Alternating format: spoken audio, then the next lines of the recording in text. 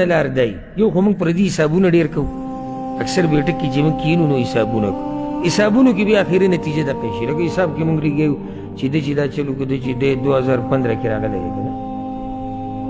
نو 2015 کې چې دی راغی دی هغه ډېره کې اوسېدو نو دومره وخت د کار نو ټول کار ورته یې او زه کابل درته یو ملګري خبره وکړه سم مې ورته وخاندل راغلی زما خواله وایي زموږ یو انډیوال دی وی هغه ته ما وی کار لځي دیاړیانو لځي وی ما ورته چې ته لکه میاشت کې دې څو دیاړیانې لګي ځي راځي که کار یې دی که وی ما ته چې حساب نه کړو وی ما چې څنګه لکه سړی خپل دغه حساب نه وی د انډیوالانو حساب وګوره دی ناشنا خبره وکړه وی دوی حساب وایي زه به یې دوی نه تپوس وکړم پلانې زه څو ورځې تللی دومره موږ پردی حساب شروع کړی که وایي زه خپل حساب نه کوم دا انډیوالان ټول حساب ځان سره ځای چې دی دومره ورځې لاړ او دومره ورته میلاو شوي او زر به 80 او بیا دومره او دومره ترې ډېرې وباسه دومره ترې بجلۍ وباسه نو ده ته پاتې دومره شوې نو دا حساب دوی ته معلوم وي نو موږ پردي حسابونو ختم کړو او پردي حسابونو خراب په هغه حساب کې بیا موږ چې کله خطا شو او شی صحیح ځي ته ونه رسوو نو بیا لنډه دا چې دا غلا کړې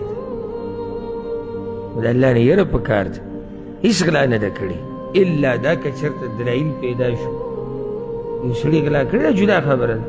خو نور په مسلمان باندې باسي بدګماني دا به نه کړي لنډه خبره په دې ختمه کا وایي وروره چې الله یې چاله ورکوي که نه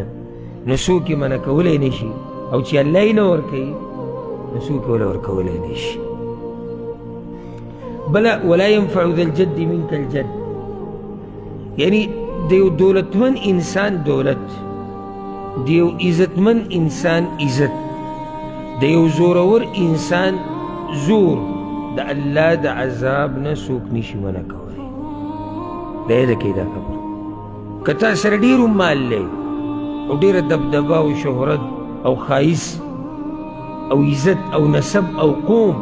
دا ټولې خبرې د الله د عذاب په مخ کې ستا په کار نه راشي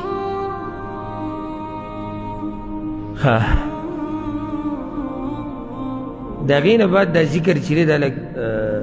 تفصیل غواړي وضاحت غواړي خو زه غواړم چې یو کس دا ذکر ما ته په ترتیب ووایي لاس مو اوچتوي داسې نه چې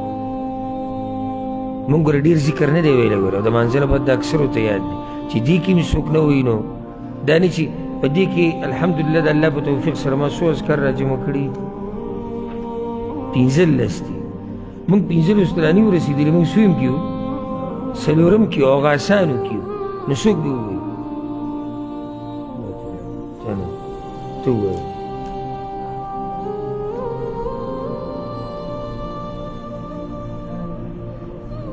اللهم أنت السلام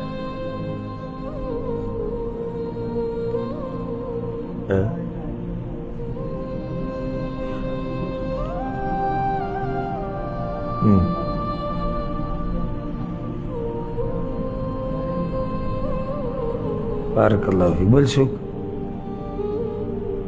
دینو کی اللہ بخلو کی